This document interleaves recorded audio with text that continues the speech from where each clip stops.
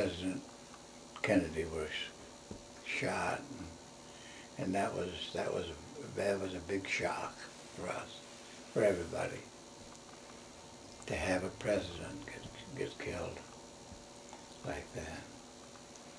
We've been lucky outside of that on that.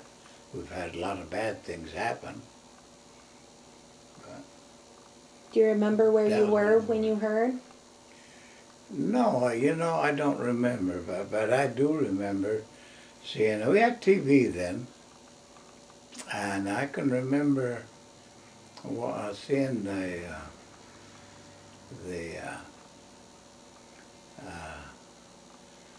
parade was just out of this world.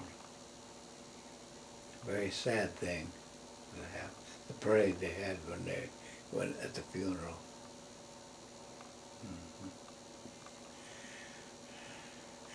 But I remembered some, of course, World War II was bad.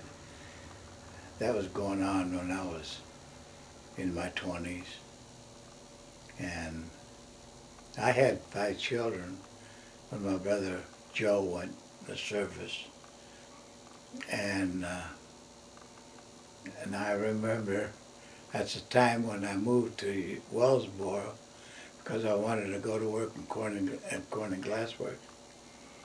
And that's where I started, in the Wellsboro plant at Corning Glass Works. And, oh no, just before I got that, which would be 1940. In 1940, I was working at the sawmill in Wellsboro, and it was a day where everybody had to register for World War II. They were calling people in. Yet, they didn't have enough.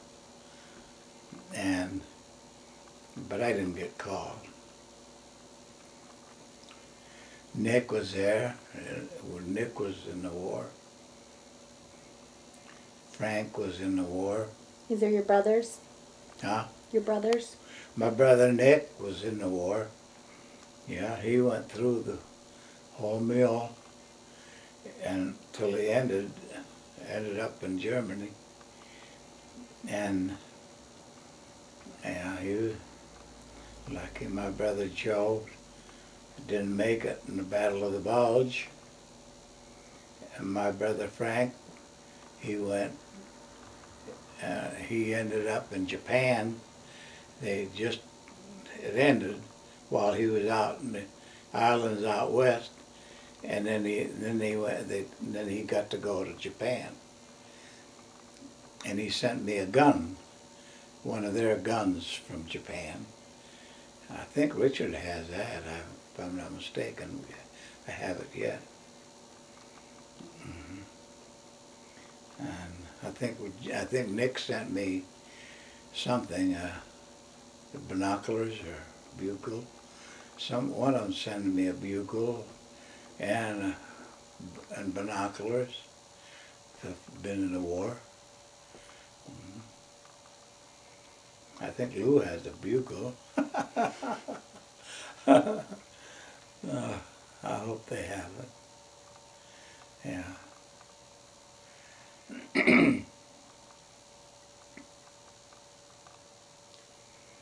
So those are some of your most vivid memories. Do you have a favorite memory?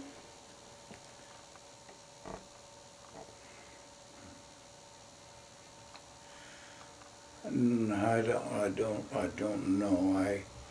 I don't remember too much of the past. It's like a dream. So much happened. So much happened. My first marriage, and then of course my second marriage, and a lot of good memories, and we had some bad ones. You forget about them and move on.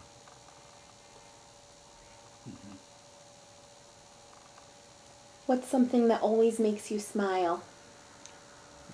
Well, I think I see the sunshine out there, make you smile. But right now, if I got some rain, it would make me smile because we need rain bad for my garden. I love my garden. And uh, I keep pushing for rain, and sometimes we don't get it when we want it. But we have to have a lot of faith. Sooner or later, God will send some rain. I'm looking for a good rain right now. Need it bad. Yeah, right now, when my strawberries are in blossom quite a bit, nice blossoms. They're probably over half blossoms now that we're going to get. And they're beautiful blossoms. And need a lot of rain to make them bigger. The little strawberries started. Mm-hmm. Today is what? May May 16th. 16th. Mm-hmm. Okay. May 16th. And then May is always the month I have to worry about strawberries freezing, strawberry blossoms freezing. About 10% already froze. I think last Wednesday. It was cold. Yep, it was a cold morning, and about 10% did freeze, but the rest of them blossoms look beautiful. So I'm really praying that they do good. What was the question? What is something that always makes you Oh, smile? to make me smile. The garden makes When I you get up smile. in the morning, I thank God for a beautiful day. No matter what it is, raining, sunshine, or cloudy, or what, I thank God for a beautiful day. I'm sure that makes me smile. Yeah. If you could relive any part of your life, what part would you relive? Oh, I'd like to relive bringing up my children. To bring them up would be something wonderful. Knowing what I know now would be a lot better. But at that time we didn't know too much. We didn't know how to make it better. We did the best we could. We worked hard. But there's always ways you could make it even better if you know how. Yeah. Yeah. I'm very proud of my children. Every one of them. Very proud of them. And my children have done well. And I'm glad of that. Plus my grandchildren and my great-grandchildren.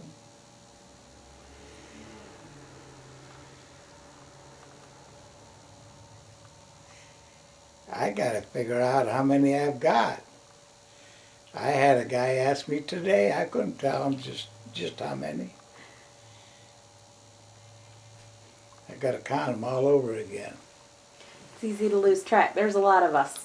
Yeah, a lot of grandchildren, and then a lot of great-grandchildren. And then I have some great-great-grandchildren. I've got a few of them too. Mm-hmm.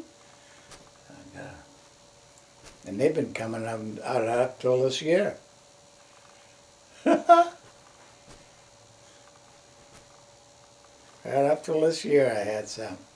Who was it? Christine's? No, Christine's was a year old, wasn't she? Yeah. Wasn't it? Tristan? Christine? Oh, Amanda. Amanda's baby was just not very long ago. What about Jessica? Jessica has children. Jessica has a couple great-grandchildren. Mm-hmm. Yeah. Nice family. A nice family I've got. I'm very happy with it. God's been good to me. All I can say, God has been good to me.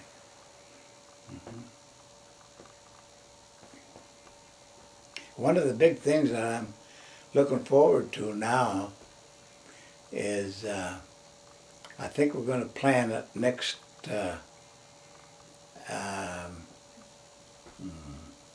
next June. I think it's 17th, and it's on a Wednesday, and I'm going to furnish the strawberries like I always do for a church festival, and they make a little bit of money, uh, and it's for the church, and it helps them some. And last year we had a great one because we had a band from a Caton church, about 5 or 6 players, and music the whole length of the time. We had 10 outside, and they had just a wonderful time. And I'm looking forward to another one. Yeah. That's the big things for Strawberry Festival. Yeah. It's coming up. And then I had a call. The church on Bridge Street, Methodist Church on Bridge Street, they always have one too, and they want to have a different time, and they're going to have theirs on the 24th of June, and I'll furnish strawberries there. They'll pay me for them, but I won't charge them full price.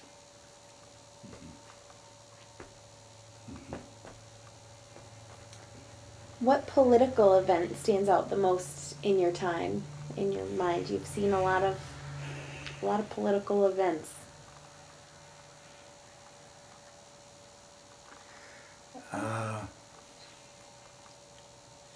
You know, up till in my younger days, I didn't.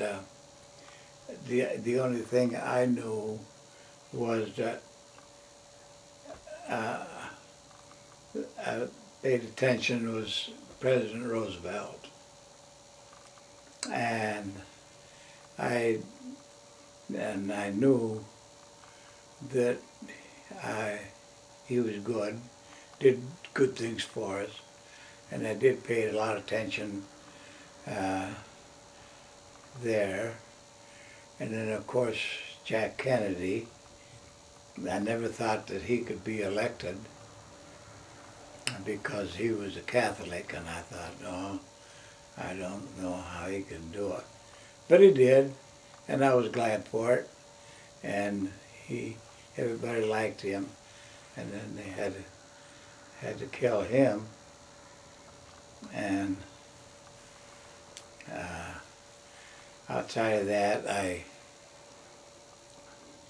nothing special for me. I worked Corning Glass Works. I was in the union, and I did a lot of things in the union. I was in a lot of negotiations. Corning Glass Works, union, American Glass Workers Union, that was in the glass works. And that started after I started to work in the factory. They didn't have any union when I first started in the factory. And then they come in. And then later on I got to be officers and executive committeeman and one thing and another. I got active in the union. And I got to go to several conventions. Your dad went, and your mom, grandma. We went to New York once or twice, I think it was. I think we went to Florida once with Ronnie. I think, yeah. I used to go to conventions at that time. But this when your grandma died, Ronnie was about, I think he was 16, and he just got a job down the hospital. I think he was working in cafeteria, and I was picked to go to a World Trade Union show, and I was picked from Corning Glassworks. I think I was the only one from Corning that got to go. Mm. And the president of that international at that time liked me, and it was an honor to get picked. And I got to, of course, we got unions from a couple other places that the American Glassworkers was union, and got to meet them. And one from Fenton Art Glass, that union was with the American Glassworkers Union. Got to meet with them. And I was down in New Orleans when that happened, and was there for a week. And it was on the last day when I got a call that your grandma had died. Ronnie was working that night after school. He come home, found her laying on the couch. She had been cleaning the house and had curtains in the tub. We had a bathtub then. She was washing this curtain. So she was washing everything, cleaning the house. So we don't know just what happened, but she cerebral hemorrhage. And she must have just laid down tired and passed away. And that was one of the worst days I ever had, because when they told me about it, I just had a hard time all night that night. They got me home as soon as they could from New Orleans. I'll never forget coming into the airport. That's one of the worst times I ever had. That I remember very well.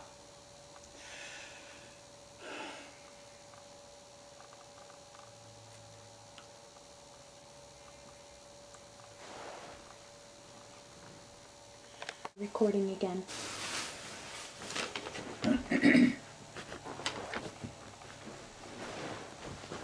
What is your favorite photograph and why? Favorite photograph? Oh, well, I got a lot of them, but I can't. Oh, I don't want to forget this one.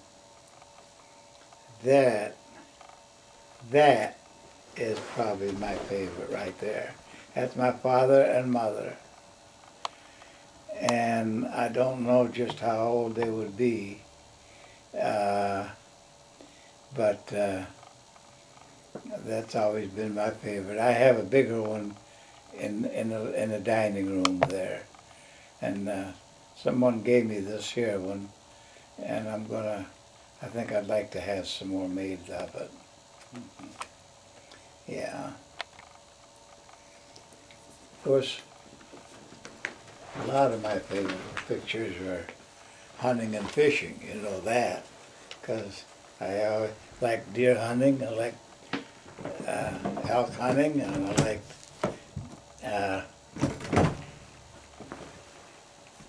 fishing. So we've had a lot of good fiction pictures, and we've had a lot of good hunting pictures.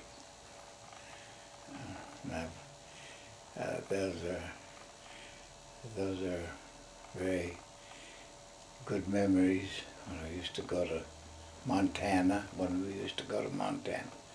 And Lewis and Richard has always been so good to bring me, and I really enjoyed that very much, going with them.